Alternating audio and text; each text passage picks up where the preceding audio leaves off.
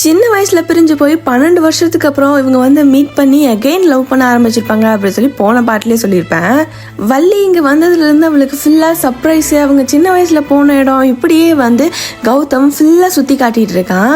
இப்போ தான் திடீர்னு அவங்க அப்பா ஒரு நாள் கூப்பிட்டு, தம்பியை நீ தான் பார்த்துக்கணும், உங்கள் அம்மா போன இடத்துக்கே நான் சீக்கிரம் போயிடுவேன்னு நினைக்கிறேன் அப்பெல்லாம் ஒரு மாதிரி பேசிட்டு போயிருப்பாரு.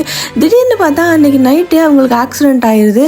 இதை கேட்ட வள்ளியும் பயந்து போய் ஹாஸ்பிட்டல் வந்து பதறி அடிச்சு போனாதான் தெரியுது அவங்க தம்பி வந்து கோமா ஸ்டேஜ் போயிடுறாங்க. பட் அவங்க அப்பா சொன்ன மாதிரியே இறந்தும் போயிடுறாங்க. அதுக்கப்புறம் தம்பியை நம்ம தான் பார்த்துக்கணும் அப்படி சொல்லி வள்ளியுமே அவங்க தம்பி ரொம்ப நல்லா பார்த்துட்டு இருக்கா. திடீர்னு ஒரு நாள் வள்ளி அவங்க வீட்டில் தூங்கிட்டு இருக்கப்ப ஏதோ ஒரு பொண்ணே இவளை வந்து அப்யூஸ் பண்ணுற மாதிரி காட்டுறாங்க.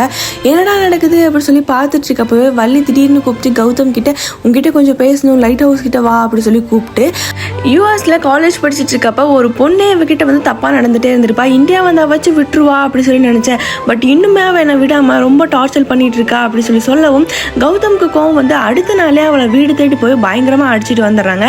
இதுக்கப்புறமாச்சும் அவள் உன்னை விட்டுருவா அப்படி சொல்லி ஹீரோயின் கிட்ட வந்து சொன்னோம்னா ஹீரோயின் நிம்மதியாகிறாங்க.